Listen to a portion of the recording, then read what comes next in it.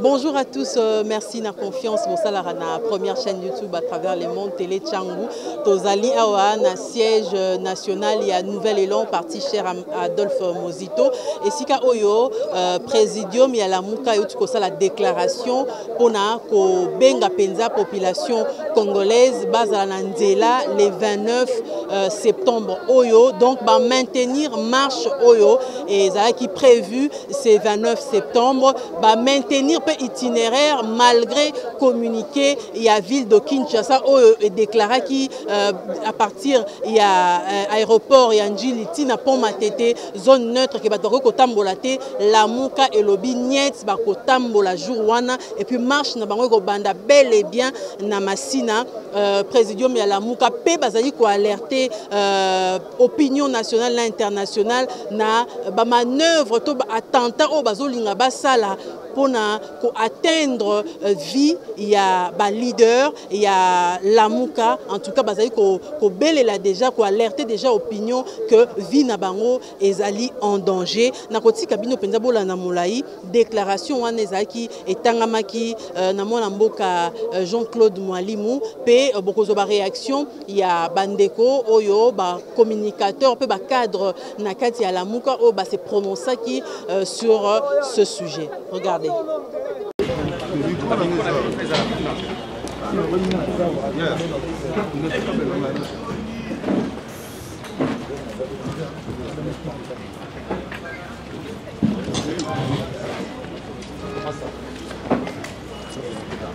Voilà.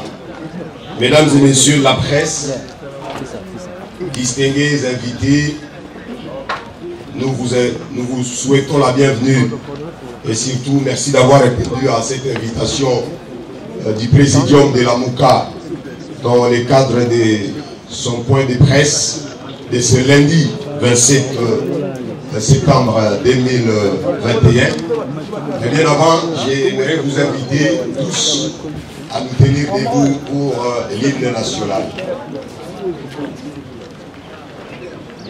Debout, Congolais, unis par les sons, unis par l'effort pour l'indépendance. Dressons nos fronts, longtemps courbés, et pour les bons, prenons le plus bel élan dans la paix au peuple ardent.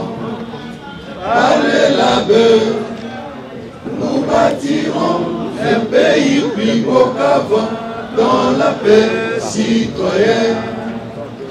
Entonnez l'hymne sacré de votre solidarité. Fièrement saluez l'emblème de votre souveraineté. Congo, donc béni Congo, des aïeux Congo, au pays Congo, bien-aimé Congo, nous peuplerons ton soleil, nous assurerons ta grandeur. 30 juin au doux soleil, 30 juin du 30 juin, jour sacré soit les témoins, jour sacré de l'immortel, serment de liberté. Et nous léguons à notre postérité pour toujours. Merci beaucoup. Vous pouvez vous asseoir. Mesdames et messieurs, l'heure est grave. La démocratie dans notre pays est en danger.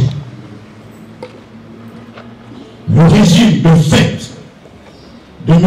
Félix Tshisekedi, après avoir décrété l'état de siège dans les provinces du Nord Kivu et de l'Ituri, sans aucun fondement et sans préparation aucune, s'évertue maintenant à vouloir museler les citoyens de Kinshasa par le canal de son gouverneur de la ville et ainsi continuer à diriger le pays sans légitimité et constamment en violation de la Constitution.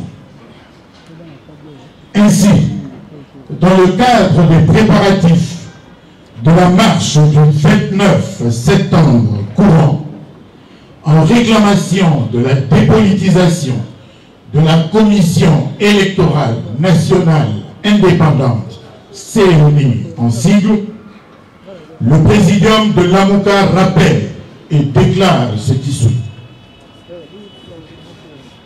La Constitution de la République, en son article 26, a institué le régime d'information qui oblige les organisateurs d'une manifestation publique à informer l'autorité urbaine de la tenue de la manifestation. C'est ainsi qu'après la marche du 15 septembre dernier, violemment réprimée par la police, les partis membres de l'AMOCA avaient écrit le 17 septembre 2021 au gouverneur de la ville pour l'informer de la tenue d'une nouvelle marche le 29 septembre courant. Son silence, une semaine après la saisine, nous a déterminé à lui adresser une autre lettre le 25 septembre pour lui proposer une rencontre technique afin d'échanger sur les modalités d'encadrement de la manifestation conformément à la loi.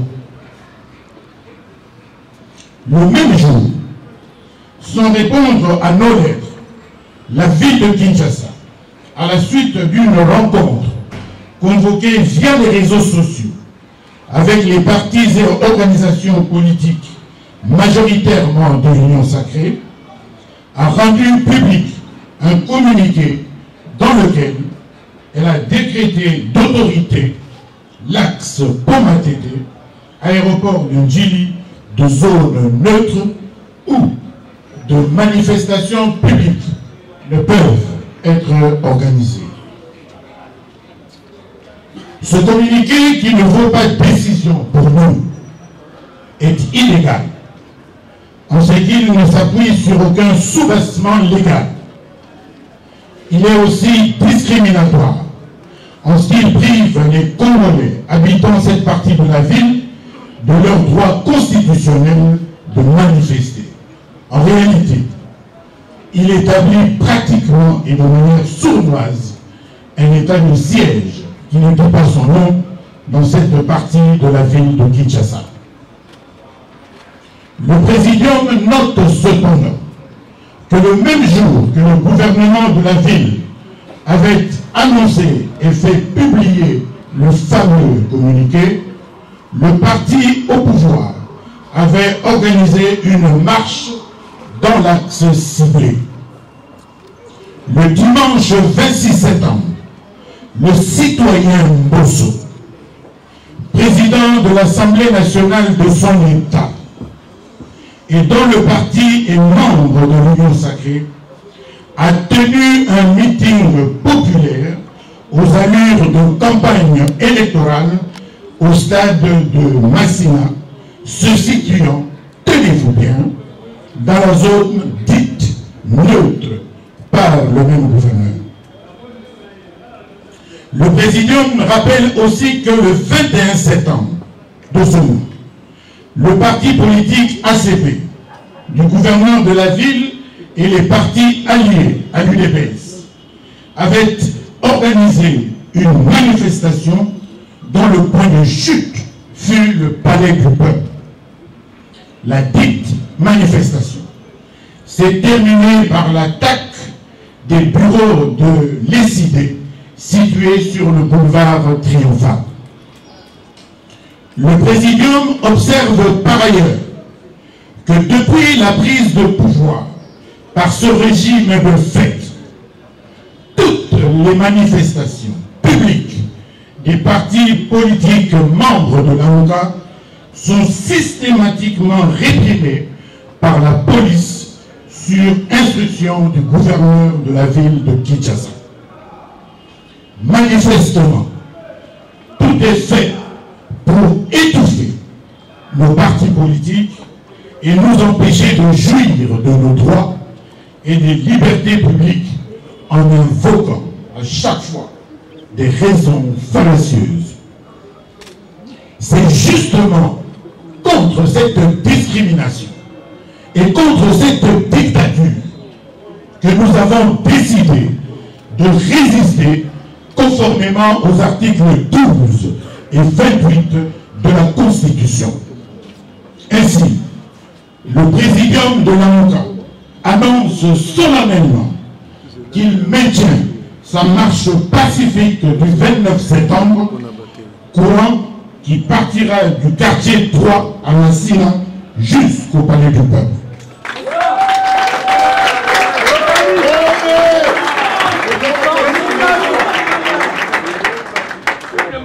C'est dans ce cadre qu'une nouvelle lettre a été adressée ce matin même, le lundi 27 septembre, au gouverneur de la ville pour solliciter une fois de plus une rencontre avec les services de l'hôtel de ville en présence du commissaire provincial de la police afin d'échanger sur les modalités d'encadrement de la marche du 29 septembre. Mesdames et messieurs, le Présidium est au courant du complot macabre ourdi dans certaines officines politiques visant l'élimination physique des leaders et des cadres de la MOCA. Il demande à la police de ne pas tomber dans ce piège et l'appelle à plus de responsabilités de manière à sécuriser la population et leurs biens plutôt que de se rendre complice de ce funeste projet en préparation. Le Présidium prend l'opinion nationale et internationale à témoin sur les conséquences du comportement du gouverneur de la ville et en appelle au sens de responsabilité des uns et des autres pour la préservation de la paix et de la cohésion nationale.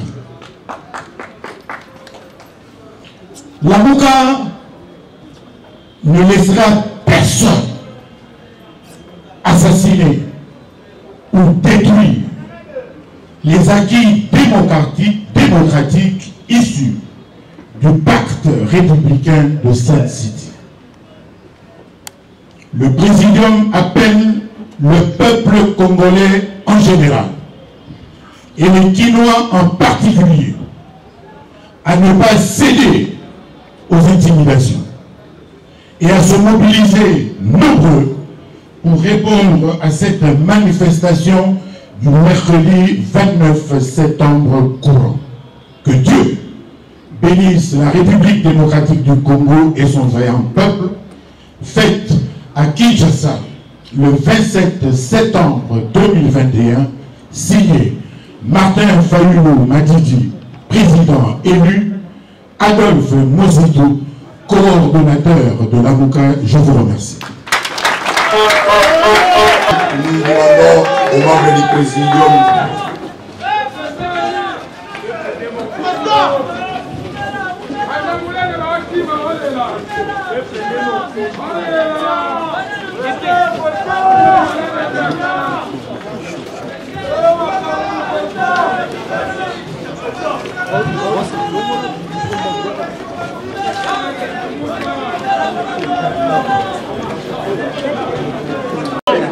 lobby jusqu'à mercredi à 8 h.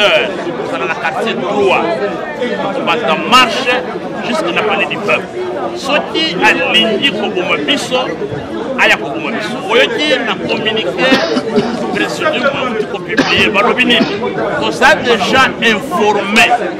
On a complot, Oyo Bazo Sala, on a officine, on a bango. Et que Balindi va éliminer les leaders, les cadres de la MOCA.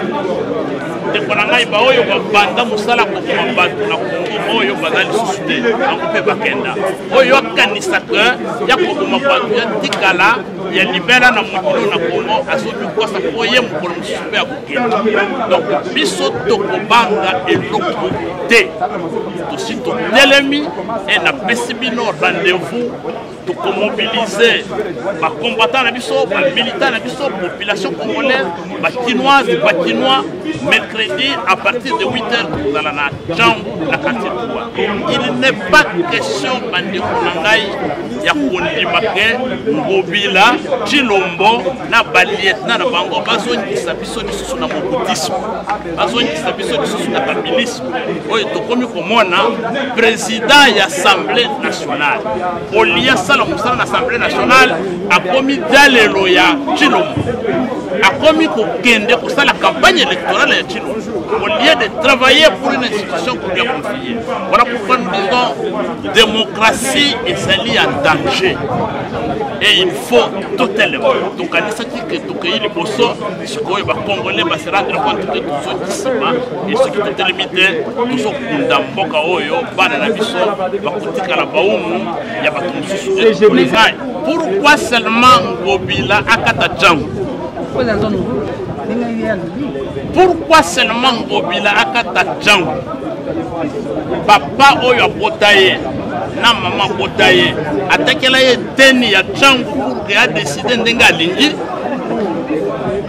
mboka oyo ekomi ya mutu bapesi yo mwa pouvoir o décider o bandi ko priver ba congolais ba droit na ba liberté na bango biso ba organisateur nde to pona ci Django bande kona ngai na ningi na yebisa bino ke liberté na ba droit ya bato et ça la activité administrative ya hôtel de ville o ya ko planifier a programmer ndenga lingi liberté et ça lié na nature ya mutu na mutu donc pouvoir public comme hôtel de ville a ça na devoir ya ko protéger na ko encadrer ya ko et c'est pouvoir musu zalite donc biso moko lelo to lobi to banda na Django biso moko lobi to ko décider to banda na Ngaliema après to ko décider to banda na Lemba après to ko décider to banda na Kitambo. C'est de notre droit, de notre liberté de commencer la marche là où nous voulons.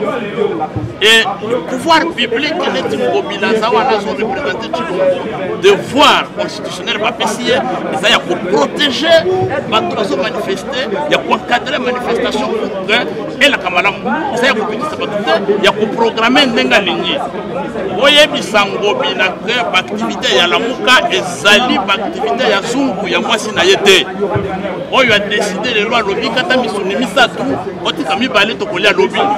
Activité ya la muka et sali activité politique oyo so relever na liberté na ba droit na biso reconnu na bibeko ya mboka il faut tout ça la yango tout ça na mboka oyo. Ya tambulaka ayebine ni sala manga na mboka papaye.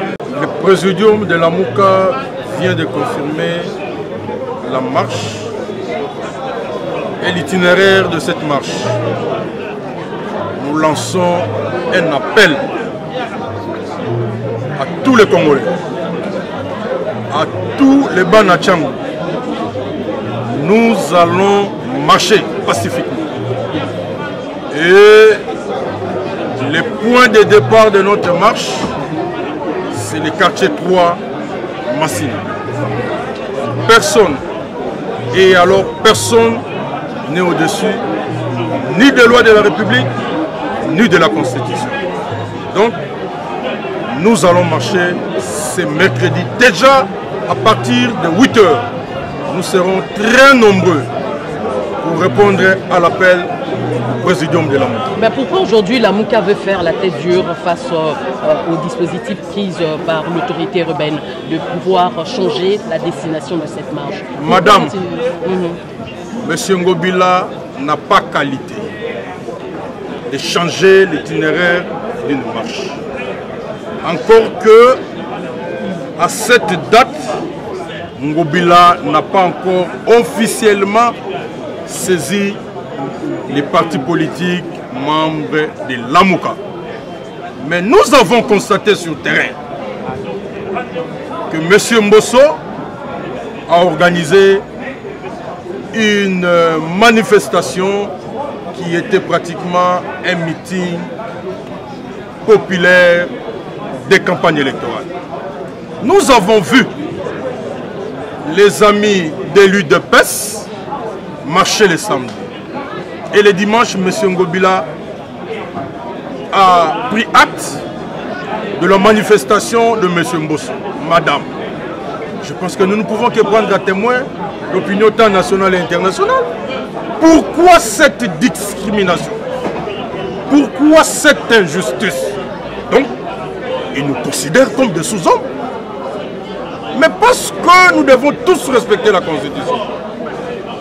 Nous allons respecter la Constitution et les lois de la République. Étant donné que M. Ngobila, c'est lui qui a violé la Constitution parce qu'il a été informé. Et il a largement dépassé les délais pour que les partis soient informés.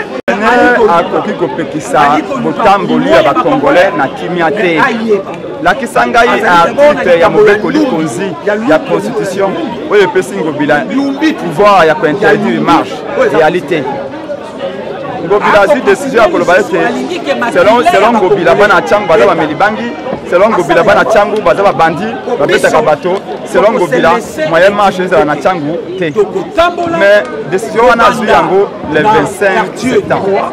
Mokolo ya koza décision yewana Francis Chibalabala député provincial ya IDPS na bamamba IDPS basali marche kubanda na route Sifoko tuna route Kinika. Le 26, un jour après décision ya Ngobila, citoyen Mbosso a sali meeting na terrain municipal ya Masina na bato meke. Donc pour la union sacrée, Changu ezali dangereux te. Kaka mokolo lamuka linga tambola nde Ngobila lobio Changu ezali zone rouge a décrété état de siège partiel na Kisasa. Congo Congolo a ina malini Congolo alingi mboka na ye obéi na mobeko ya loinga iwana constitution lobi boye mobeko nyonso mokonzi nyonso akoza oye violer constitution même moi na wa ali bébé esengeli mokolo wana sala miracle aloba atelemela yango biso tokotambola le 29 septembre biso kamera Ngobila depuis le 17 nous allons disposer nous allons prêts ya kokola compter Ngobila lobi mokolo mardi poto so lengeli ni police ke ya encadrer biso soki Ngobila si biso tamboli ko banda place to banda kate 3 ti na pas de peuple lolenga atika ki ba militaire union sacrée mokolo lundi ya semaine au kutole lolenga atika ki Mbosso asa meeting mokolo malobi et ko sala nini ko la savete oyo ezali maye oyo tobane ko combattre na Félix Tanga Kabila Kabila Kimbuta zaka décision a été marqué faire la meeting na ville ote lolenge moko toyoki ete décision oyo était pas si lombo na Kabung FC Ngobila et tout ce que l'unité lombo on fait des villes pour permettre Martin Fayulu atambola te est-ce que mboka batonga ngo lolenge wana tina nini pe ça comme copier nyoso Kabila salaki to bundaki na IDPS pour nini pona kotela na tambola mais le IDPS ça y est alobi yep sanga des zones ni Ngobila ko za yote ko banda aéroport tina pas matete marche salamate meeting salamate et en même temps bato union sacrée ba ko côté ko marcher ba ko ko ça ba meeting to la Mbosso na Chibalaba mais biso la muka le 29 alobi ote bota banzela iwana te non ils allaient décision politique ba ko banda ne force ya la muka balingi te to tanda popularité na biso tanda ba milio ba kongo na nzela pona ko loba ko lingi seni oyo ke ça ma pona na 2023 politicien baza la quantité donc la Félix a préparé glissement à l'ingité monde entier ba mona ete ba milieu abato akitanga nzela pona ko boya glissement raison yango iwana yango biso tolobi ete ba congolaise pe ba congolais bana ya Congo ba descendre ya Kimbangu ya Kipavita ya Mzee Kabila ya Mobutu ya Tshisekedi Etienne wa Mulumba biso bana ya Lamuka ba organisation pour démocratie ba force sociale politique et active changement biso banse tukwa na secteur na quartier 3 ko balesika yiwa na male metobiti maite na triomphal siko wapi ko pesa lisiko na biso soki Ngobila meki ye ayebete ana likambo ya yumbi na nzoto na ye donc là ko comprendre tete ide pesa ngasi msa touche on ta ce pays et ali Ngobila ya ikasi et ali moto msifute atoni bino boton toko boya fraude électorale oyo ndeko Chilombo veut encore nous drainer na kati ya salle des zones na kati ya tricherie wana banzi boyebi malamu que c'est depuis 2006, 2011 et 2018 que biso tozali ko bunda pour le peuple congolais va vivre malamu, peuple congolais à Téléma. Mais Ndeko Chilombo a zongi lisusu na ba même pratique oyo ya M. Kabila. Il y a confisquer souveraineté ya peuple.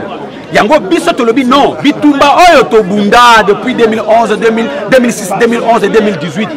Le lot M. Chilombo ne peut pas encore réitérer le même exploit. Il y a confiscation, il y a souveraineté ya peuple. Yango biso tolobi non, ça ne va pas passer.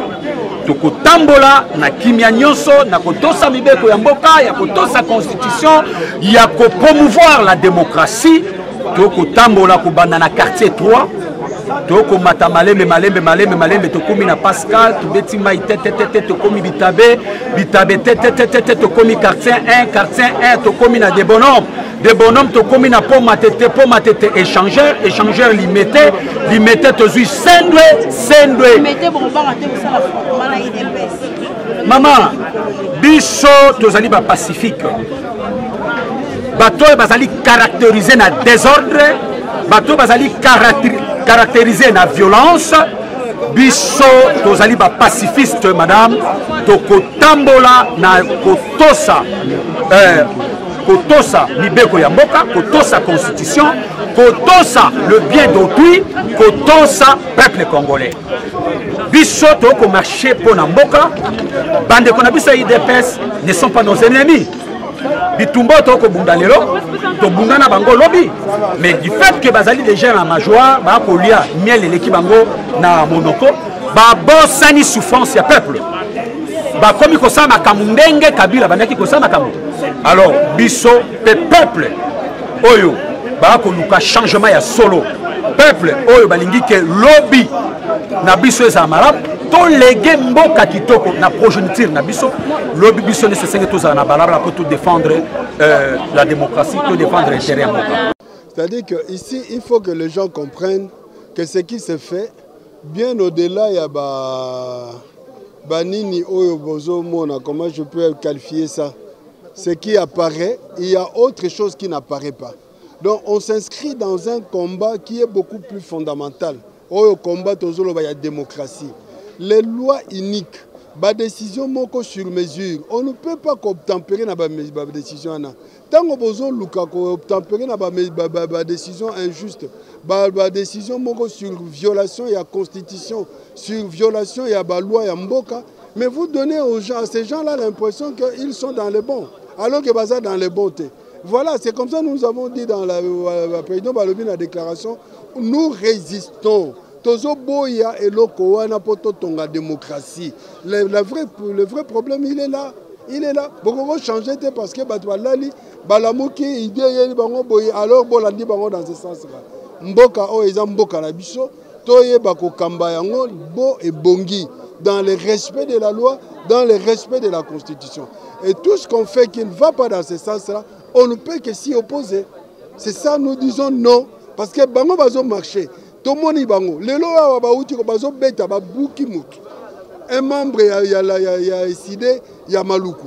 Est-ce que vous pouvez comprendre ça parce que les gens babuki enini babuki lokolo donc parce que bazo marcher mais bazo sensibiliser pour la marche, la police vient, il arrête une dizaine et puis on casse mutu lokolo. Alors vous pensez que dans la situation là biso il faut ton dimayango? Non. On ne peut pas. Si on militariser parti wana obino bonga bossa marche bossane. Mais ceux qui sont militarisés, ils ne sont pas dans la logique de la loi. La police n'a pas pour mission de brutaliser. La police n'a pas pour mission de tuer son peuple. La police n'a pas pour mission. C'est ça que nous devons savoir. Tant qu'on a la même interview, tant qu'on a passé un message, vous devez savoir ça que on ne peut pas parler en termes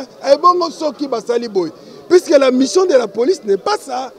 Nous sommes là pour que la police puisse sécuriser et non pas aller intimider, casser, violer et constat le biloko bongo. Donc contre ça justement que nous nous positionnons. Il faut que la police fonctionne, mission na kati ya mboka ezali nini. Ce n'est pas parce que le peuple a sali marche pacifique, yo kene ko beta, o kene ko buka, o kene ko kanga batu na bilamba. Non, ce n'est pas ça la tâche, la mission ni musala ya police. Voilà. Je pense que marche Nabiso Lamouka est allé maintenir pour le mercredi le 29 septembre.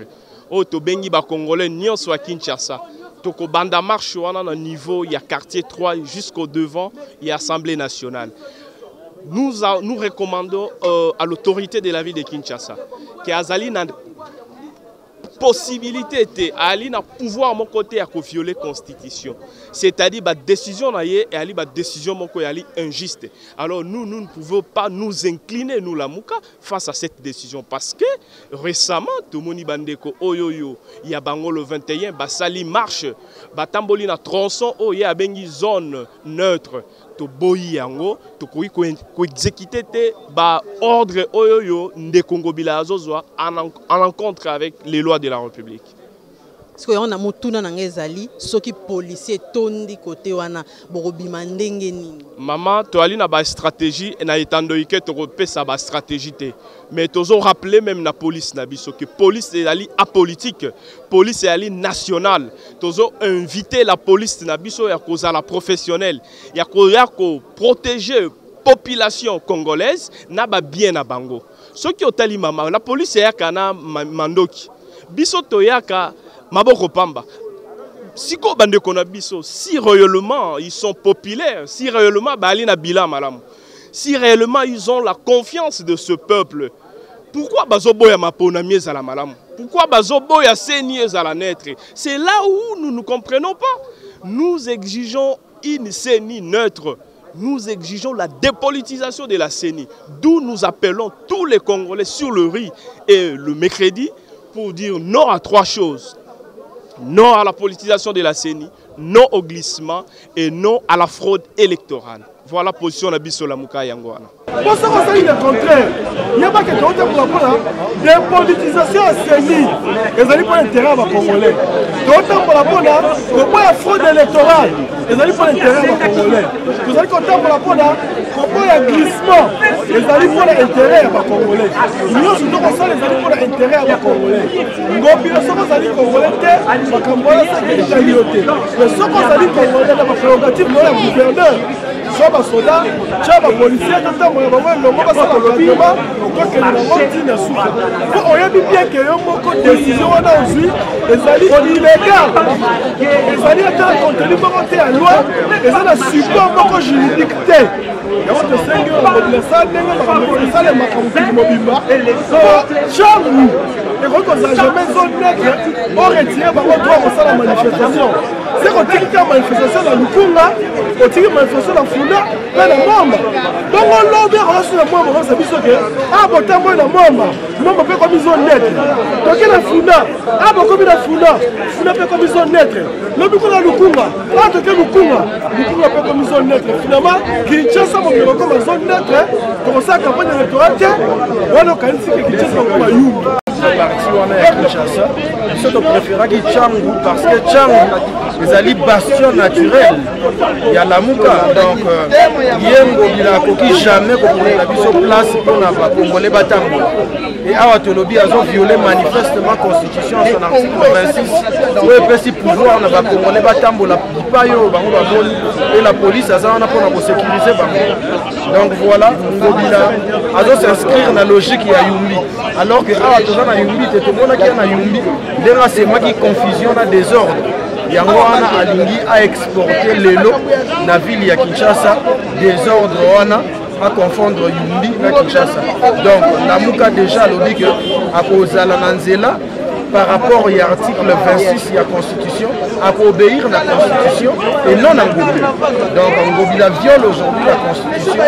Yango on a peuple congolais faut se mobiliser massivement pour bloquer la violation intempestive de Ngobila la Constitution.